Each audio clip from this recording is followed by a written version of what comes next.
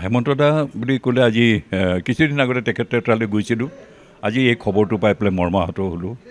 কাৰণ তেওঁ কালি হস্পিটেলাইজ হৈছে বুলি কৈছে ইয়াত গুৱাহাটী মহাবিদ্যালয় হস্পিটেলত গতিকে আৰু আজি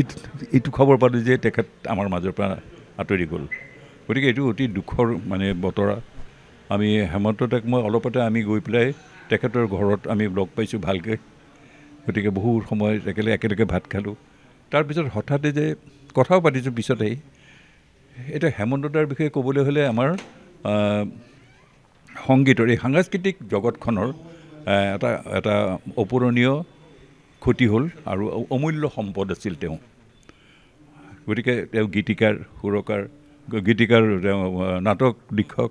তেওঁ অভিনেতা ইত্যাদি তেওঁ বহুত ধৰণৰ কাম কৰি গৈছে গতিকে তেওঁৰ গীতত ময়ো গান কণ্ঠদান কৰিছোঁ প্ৰথম মোৰ বোলছবিৰ গীতেই মোৰ সোণেৰু ৰূপহী বিজুলী তই জানো নাচিব পাৰিবি এই গীতটো তেখেতেই লিখা আৰু সেই উপপথৰ পৰিচালকো হেমন্ত দাই আছিল তাৰপিছত তেওঁৰ সেই গানটোৰ পিছত মানে মই বহু গান গাইছোঁ পিতা পুত্ৰত গাইছোঁ হেমন্ত দাই লিখা গান পিতা পুত্ৰ পাহাৰী কন্যা প্ৰভাতী পক্ষীৰ গান বহু কেইখন ফিল্মত মানে পিতা পুত্ৰত মই বেষ্ট ছিংগাৰ পাইছিলোঁ মানে ইম্পাৰ ইষ্টাৰ্ণ ইণ্ডিয়া মোশ্যন পিকচাৰ্ছ এছ'চিয়েশ্যনৰ 89 নেকি মানত মই বেষ্ট ছিংগাৰ পাইছিলোঁ হেমন্ত দাৰ পিতা পুত্ৰৰ লিখা গান গাই পেলাই গতিকে হেমন্ত দাৰ আজি সোঁৱৰণ কৰিছোঁ অতি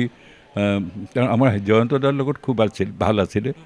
জয়ন্ত দাই তেওঁক গানৰ মাজলৈ পুনৰ তেওঁ লিখিছিল যদিও খুব কম লিখিছিল কিন্তু জয়ন্ত দাই আনি পেলাই সেইখিনি সময়ত জয়ন্ত দাৰ মৃত্যুৰ আগে আগে এইবোৰ গান গালে মই যি বাটেৰে ওলালোঁ আজি সময় গতিশীল মোৰেই নাও মাথো বাই যাওঁ এনেকৈ যিকেইটা গান জয়ন্ত দাৰ শেষৰ ফালৰ আটাইবোৰ হেমন্ত দাই লিখা নতুন আশাৰ গীত তেনেকৈ সেইবোৰ আছিলে আৰু ময়ো তেনেকৈ পিছলৈ গালোঁ অতি পাহাৰী কন্যাও জে পি দাসৰ সংগীত পৰিচালনা তাৰপিছতে প্ৰভাতী পক্ষীৰ গান তাত গাইছোঁ ইত্যাদি মানে কেইবাটাও সেইবোৰ মনত পৰিছে ৰেকৰ্ডিং আৰু লিখা সময়ৰ গানবিলাক তাৰ সেইবোৰ কথাই আজি তেখেতৰো আত্মাৰ সদগতি কামনা কৰিছোঁ আৰু তেওঁৰ পৰিয়ালৰ আটাইলৈকে মোৰ আন্তৰিক সমবেদনা জ্ঞাপন কৰিছোঁ তেওঁ য'তেই থাকক শান্তিৰে থাকক তেওঁৰ আত্মাই যেন চিৰশান্তি লাভ কৰে এয়াই মই তেখেতৰ ওচৰত শ্ৰদ্ধাঞ্জলি জনালোঁ নমস্কাৰ